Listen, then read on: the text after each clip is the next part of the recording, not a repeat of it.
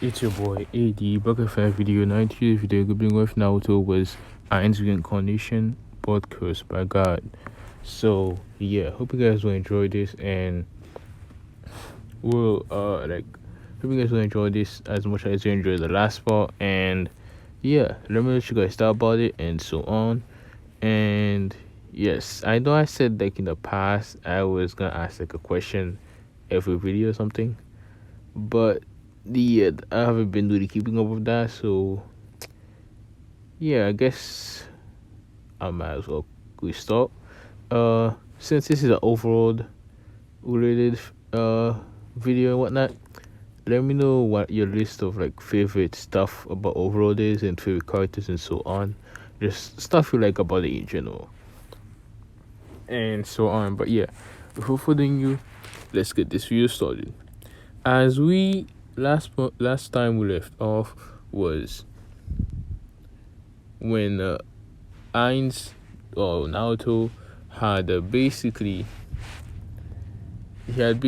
awakened himself, like he had reawakened as ainz after he had a little interaction with Mizuki, and he vowed to take everything for himself as it all belonged to him and get revenge on the guy that basically cursed him. That's basically where we left off.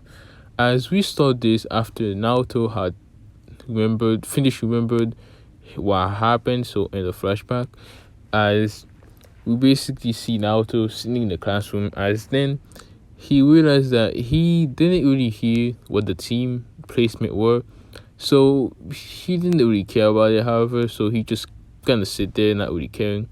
After about 2 hours of waiting, he had been thinking about plans on what to do for the future, on how to get what's his slash a tomb back and stuff like that, how to get like basically the whole everything that he gained over the years and all that stuff, how to get all of it back. As he had been thinking this, and he had came to a conclusion of what to do. As then, however, the door opened to Kakashi Hatake, as he had been placed as a team leader alongside with someone that Naruto didn't really want to see there. It was Kushina Uzumaki, his supposed mother. As however, he basically didn't really let it get to him that much, just kind of let it happen, I guess. As he watched, they basically said to come to the roof, as they did. Basically, Naruto then saw everyone that came to the roof with him and realized that they were obviously in the team, and everyone that came with him was Naruto himself, obviously, Sasuke Uchiha, the last surviving member of the Uchiha clan. There was also Menma Uzumaki Namikaze and Mito Uzumaki Namikaze. So yes, and basically, lastly, Sakura Haruno. So, but yeah. Anyways, as these people came on the roof, as they all sit down and went on to go over the dreams, likes and dislikes, as Sakura basically went the same as Canon, saying how she's a fangirl for Sasuke.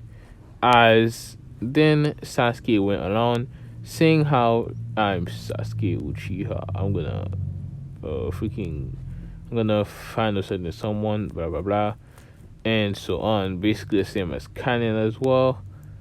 As then there was Menma Uzumaki. He basically did the exact same thing Naruto did, but instead of saying that he had a crush on Menma, I mean not Menma, he had a crush on Sakura. He instead had one on Hinata Hyuga, who is at this point his girlfriend. So yeah, he basically just said that he loved her basically. As then, there's also Mito, who basically went on to do something similar, but more like, uh, how do I should say this? Like more like just, yeah, like she just added a few more likes, basically, like things that she liked and whatnot. And yeah. Anyways, as then it came the time for Naruto. As Naruto looked up at them, he basically just said, "I am Naruto, Udgon. I am basically my goals. No, my likes is Nazarick. My dislikes. Wait, hold up. Fuck. No, sorry about that. Basically Naruto says he's Naruto, not Udgon. Take that out. And he says his likes are certain people, and his dislikes are a lot of people's. And his goal is to basically take something that was stolen from him. As then, this confused almost everybody there. And again, keep in mind the old Golem part and the Nasrik part that I just said earlier, that didn't happen. That was a mistake. As again, this is an unscripted part, whatever, so mistakes happen. Anyways, as this confused the team, but they didn't really like bother them that much, as they proceeded to do tell them to go home and whatnot. As they went home as expected of them. As then Naruto, however, he did not really go home. Well, he kind of went home, but not really. Like, he basically went outside of the forest of death, basically, and using his new, like, his the magic that he gained back, he decided to try something. He decided to try to open his he decided to open, like, check what he can really do with his magic again, like what he can and cannot do again and whatnot. As he decided to do that, he opened his inventory and some things like that. However, what he was looking for was not just to find out what his powers were again. He wanted something from his inventory, and he found it. And this, he wanted two things actually. He wanted an item that he had found back in the New World. It was called the Orb of Death.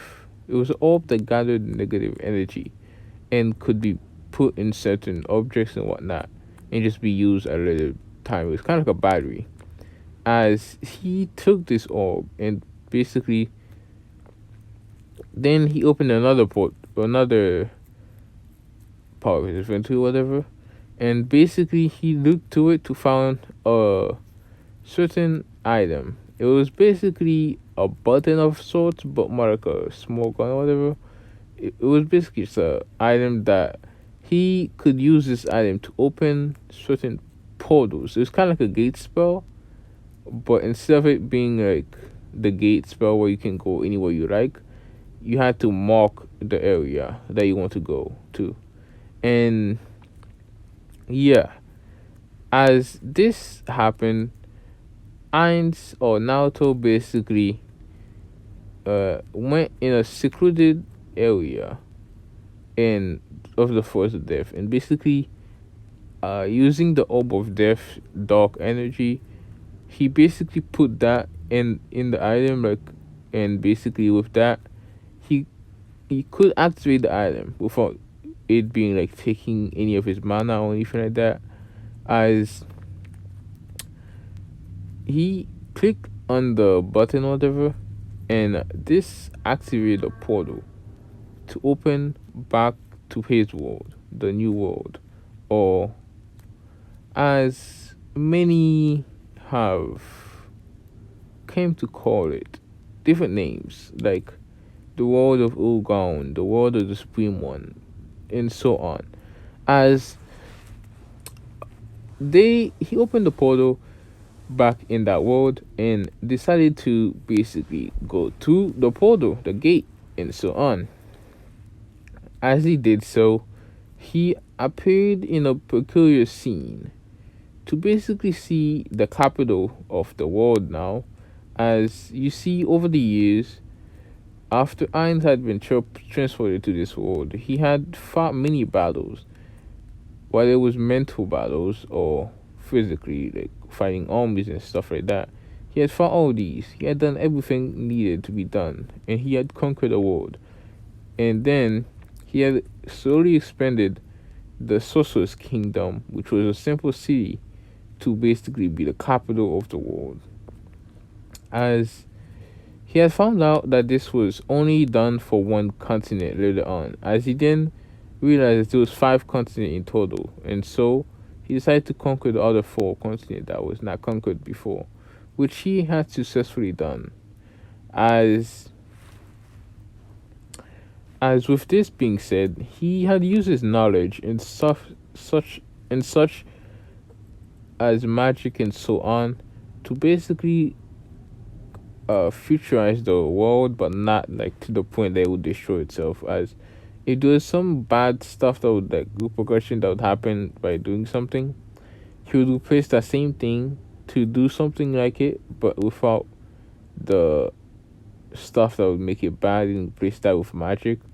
So the world had no real bad stuff going to happen to it in the future that could potentially destroy it. As this made the world very like flourishing and stuff like that. It was basically very well developed, and nothing really bad happened. As the crimes were very low, knowing that there was no real point to them at this point, as everything would just be solved almost instantly by the Death Knights and so on. As yeah, well, it did happen once in a while, like rare occasions, but the crimes was very severe and just not worth it overall.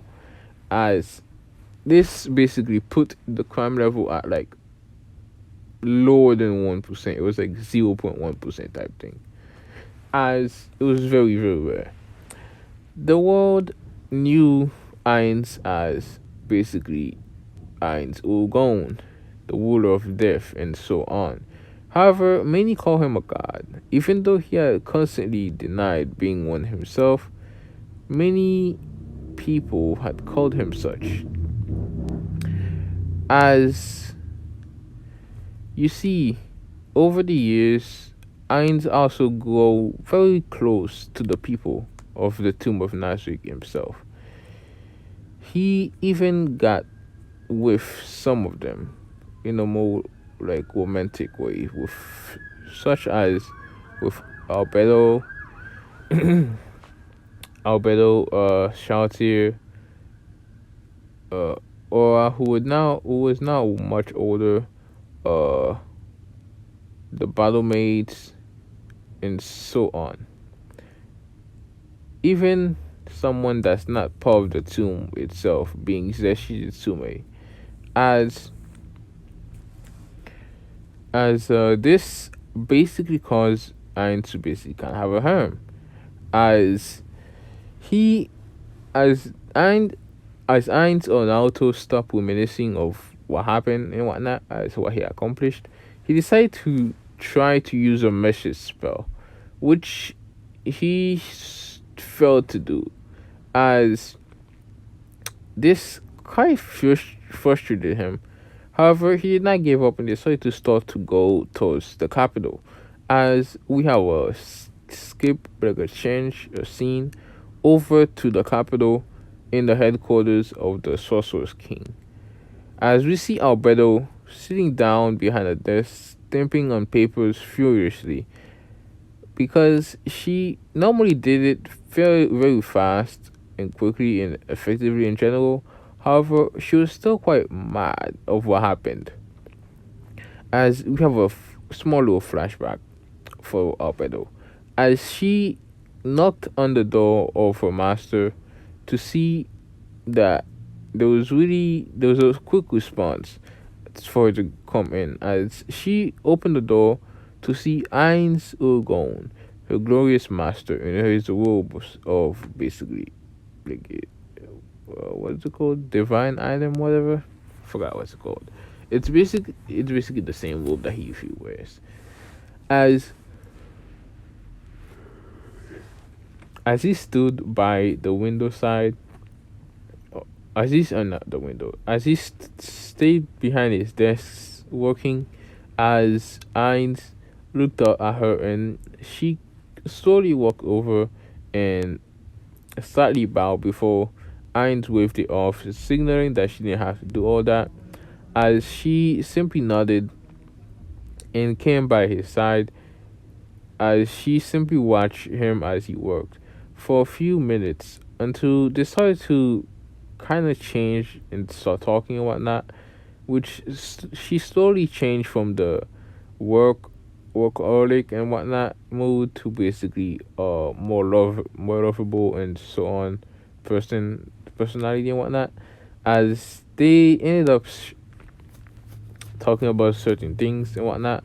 As then there was something that completely blew her mind, that completely like, confused and shocked her in general. Like it just wasn't something that should have been able to happen. As this being her master basically started to vanish. Like it slowly happened as he simply like his skeleton, his bones and whatnot. Basically, instead of it being the usual shining white, it started to slowly dim down and vanish, like shiver away. However, he was he had told her that he would be fine and that all she needed to do was continue working on the sorcerer's kingdom, not let everything fall apart, as he would be back and would take back his place.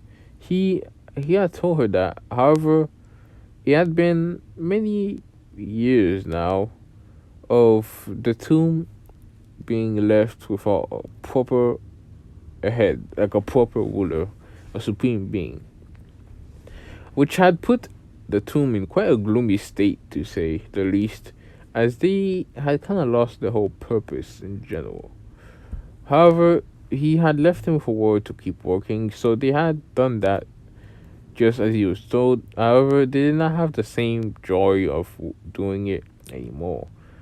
But that did not mean that they hated doing their job in any way, shape, or form, as they still enjoyed working for the Supreme One, thinking that if they work hard enough, they would return and such.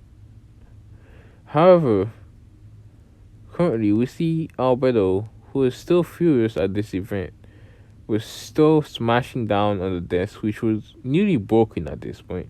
It had been replaced multiple times due to it breaking down and not being able to receive that kind of force, I guess.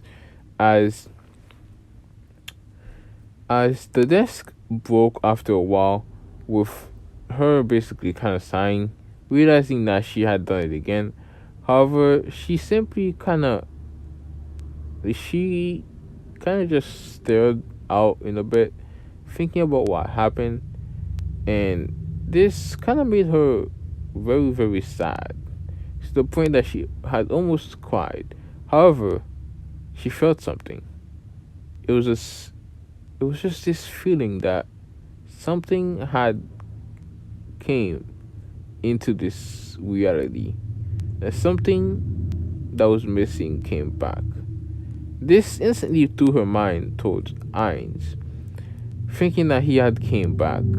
However, she looked around to see nothing was there, so thinking that he might be in the tomb or in the throne room or something of the sorts, as she remembered that the other supreme beings, including ainz himself, used to sometimes vanish and come back in the tomb time to time. However, using this logic, she thought that ainz would be there, so she basically went there to see if ainz was really there. However, when she got there, she was disappointed to see the empty throne in the throne room. However, there was something different from before. The robes that were supposed to be in the Colosseum, as Ainz had told her that he wanted to be there, they were no longer in the Colosseum. Instead, they were there, on the throne, floating, as if there was supposed to be someone that was holding them, or something of the sorts. As this greatly confused Albedo, and so she decided to take advice from Demiurge and Pandora's actor, and so summoned the both of them. As she is temporarily the ruler of the place, with the most authority, not fully the ruler, just the one kind of doing stuff, because she is the overseer and so on. However, not Albedo, Pandora's actor had gained quite a big boost of authority, as he was Ain's son. So it would assume that Ainz would want him to have it. However, Albedo's position just kind of gave her natural allow for more freedom and whatnot in there. As they started kind of analyzing it, and to try to come to a conclusion of what could possibly have done this, with them realizing that there was only one option: the Ainz must be back in some way, and they must realize that Ainz must have at least been trying to return of some sorts. And so they decided that maybe they could try to help him return. And with this, they decided to kind of cast certain spells and so on, using items to try to see if there was a way to analyze it better and see what's wrong and so on. Just trying to help in some way. As meanwhile, we skip outside a little bit to the outside the throne room, basically, to see a certain Death Knight. This was a Death Knight that was working with Hemsky, as this Death Knight was quite special to a degree. It was the first Death Knight to ever awaken the ability to have a mental link with the creator, basically Ainz. As it suddenly shivered, like as if like it was either cold, but undead can't feel cold weather and whatnot, so it was definitely not that. It was more like a weird happiness feeling, I guess, as the Death Knight suddenly started to move without orders, which confused everyone in the tomb, and they kind of went to try and stop them. However, it simply shook his head and talked, saying that it was a message from the Supreme One. As this instantly stopped everyone trying to stop from stopping it, and simply let him do as he was ordered. As he opened the door of the throne room without even knocking. As this shocked the three guardians in the room, and they glared at him, thinking that he was disrespecting them and Ainz himself by opening the door without asking, and so on. However, he had quickly stopped them by saying, "I have a message from the Supreme One." As he then proceeded to say, "I, Ainz Urgon, I have returned as the rightful ruler of the tomb of Nazareth, and shall be here in very, very soon." As this completely baffled the freaking Frog Guardians, as they realized that this must mean that Ainz was somehow back and was going to take his throne back again, and they would be able to see the ruler, their master and whatnot. As this made them very happy, as they went on to proceed with the stuff that was happening. They proceeded to put everything like on high, like just put everything back in order and whatnot, and look around for certain things and so on, see if there's any clues on what to do and whatnot. As Demiurge, however, was kind of thinking to himself, Lord Ainz is indeed the strongest being out there. There's no one that could ever beat him. So, with that logic, it must mean that Ainz wanted this to happen. Ainz must have wanted to be sent wherever he was sent, or went, or go, or anything like that. Whatever he did, it must have been part of his plan. It must have been part of his 10,000 years planning, his superior, that his inferior mind could not even fathom. As Demiurge tried his hardest to think of what could possibly have made Ainz go, as he kind of came short on what it could have been. It could have only been a few things in his opinion.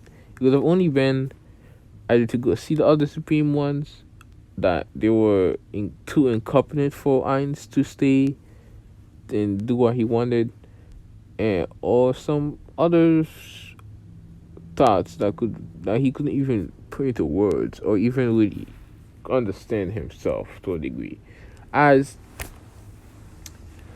as this continued for quite a while in his head of him just thinking about what Ainz wants and so on.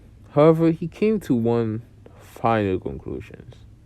He wanted more. He wanted to take more, I guess you could say. He wanted to take over other places. As this kind of lit a candle in Demiurge that maybe, just maybe, Ainz was in a completely different world, trying to maybe take over that world, just like they did this one. Maybe he wants more jewels, as you could say, as he had said in the first episode, whatever, how the world was like a jewel of a box full of jewels and so on. As this kind of made Demiurge go over to Albedo and explain how he thought about this. And as Albedo had explained that she fully agreed with him, maybe this was what happened. As then, however, Albedo basically said, however, even though maybe this is what happened, there is probably more to this than we realize. There's probably more. There could have been 1,000 more things that Ainz is planning we don't know about. As you know, Ainz's mind is much, much greater than ours. As Demiurge nodded in agreement, as basically they went back to kind of working and whatnot. Meanwhile, as Naruto made it back to the capital, he saw the people still smiling and everything kind of seemed normal for the most part, which he understood what happened, as he realized that Pandora's actor must have taken his place as Ainz to not make panic, just like how they had planned when, in the case that he would quote unquote die or whatever. As this made him happy that he knew that they could manage for him. As this continued, like he continued to walk all the way down, like reaching everywhere, like basically the place where he could go into the palace, like where he would usually live at, basically. As the Death Knights that was protecting the area and so on, we basically kind of looked at him to basically ask him what he wants, but then they quickly stopped, realizing that this being had the aura of Ainz.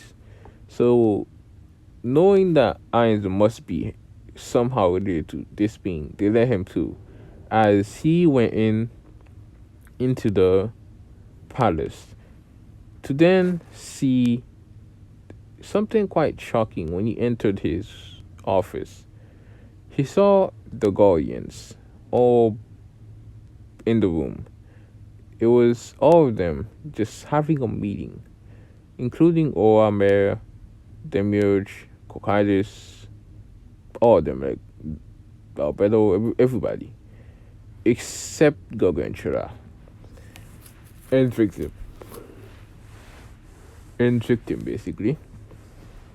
As Naruto entered the room, at first Demiurge almost attacked for this being entering the office without them telling them to or anything. However, he saw it. This being was not normal. This being was a superior being. He was a way, way above him or anyone else really. This being was he had the aura of his master, ainz. This quickly confused him but stopped him in his tracks. As Naruto opened his arms saying, I, ainz, the ruler of the great tomb of Nazareth, have returned. As this caused great shock throughout the Guardians. However, they quickly bowed and went into like submissive mode, I guess.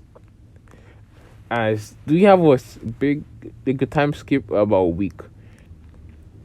As Naruto comes out of the portal that he had created, however, now it was much more frick.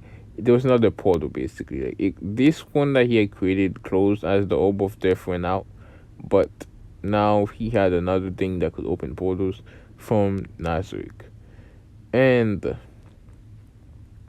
also, the curse that was on him is more or less suppressed. Before, Naruto could like only walk barely, and like he would basically like be coughing up blood everywhere and whatnot, and basically kind of dying. But now it's kind of normal, but weak. I guess like he can only go up to like 10th tier magic. He can't use super tier, or he can't freaking use a lot of the stuff that he could before. He has less mana and so on. So yeah.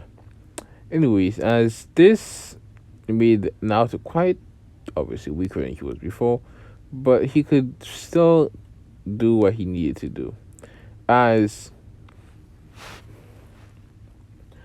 Naruto went back to the ninja world after explaining his plans to the Guardian, we have after Naruto goes home or whatnot, like the ninja world home or whatever, as he kind of sit there thinking about what happened in the meeting he just had with the Guardians. As he sat down on the throne to basically explain what happened and how he got sent there and whatnot, Naruto, freaking Demiurge, asked Naruto why he went there and stuff like that. As Naruto explained that he could have stopped the teleportation magic that the god used on him. However, he wanted to see why it was for, where we go, and so on. He wanted to see all that stuff. As Demiurge asked why he's in a human body at this moment, Naruto kind of froze, not really knowing how to explain this.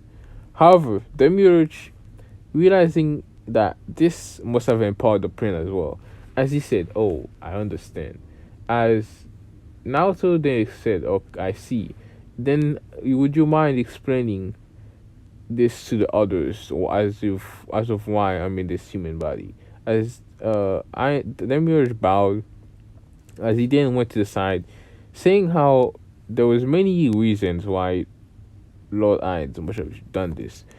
Not only has he found a way to, one, go against the normal rules of the game, like basically Yggdrasil, to basically only have one race. Now he has multiple races, being human, overlord, and whatnot. As this kind of made Naruto smile, realizing that Demiurge kind of always found a way to put him as a supposed basically superior being of sorts, no matter how messed up the situation was basically. As then He explained the other reasons why and so on. However, there was one reason that caught Ain's attention. It was basically Demir said that, and the last most important reason being, as an overlord, Ainz somehow could not reproduce. However, as a human, he can. And he must have heard a selfish desire to basically have an heir. And so must have used this to basically be able to create one for us. As this Miss now also basically shocked, realizing that this man had basically said that he did all this to basically have kids and whatnot. As this, however, was he had no time to even try to do anything about this. As Ainz or Naruto was instantly jumped by Albedo, Oa, Shaltir, and Zeshi, who was also happened to be there, as and the other battle mates all jumped him, all of them at the same time. And yeah, I'm sure you know what happened afterwards. Ainz did not really stop them. Not that he could at this point. Anyways, as yeah, that happened, and Naruto kind of shook his head in amusement of that situation. However, he then basically got ready for the team battle, whatever. Meanwhile, after the whole team thing, because I'm gonna skip that shit.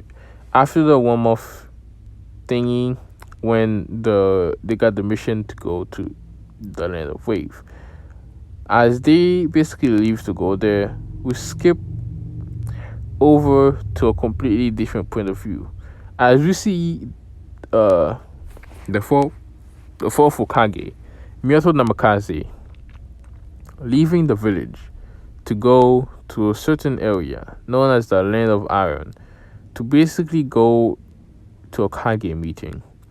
This meeting was called to basically talk about the Chunin exams, and he kind of wanted to do something more to start his plans to take over and make an empire of sorts.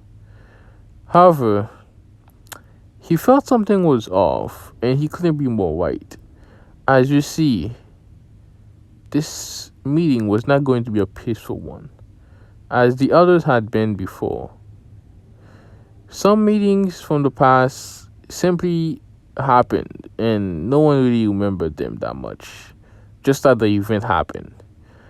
Some were greatly remembered due to their impact on the world. Some completely destroyed places. Some, like the Uzumaki whirlpool. However, there was others that started events like the war, the first Great Ninja War, the second Great Ninja War, the third Great Ninja War. There was also some that changed the world, such as when Hashirama Senju gave away the bijus. This was due to a meeting. He had given this idea in this meeting. However, this meeting itself was going to be much different. As you see, this meeting would completely and utterly change how this world would be for the future. It might not change in one day, but it would change due to this meeting. Due to this event, this would be the stepping stone for Ainz Ugon's plan to rule all over this world. And maybe, just maybe, the enemies of Ainz could try in vain to fight him. As this is what I'm going to be going off. Hope you guys liked it and enjoyed. And let me know what you guys thought about it. And before following you, let me know again what you guys opinion overall is in general, which one you like, and so on. From there and so on, like your favorite characters and whatnot. And hopefully I'm gonna be off for now. Peace.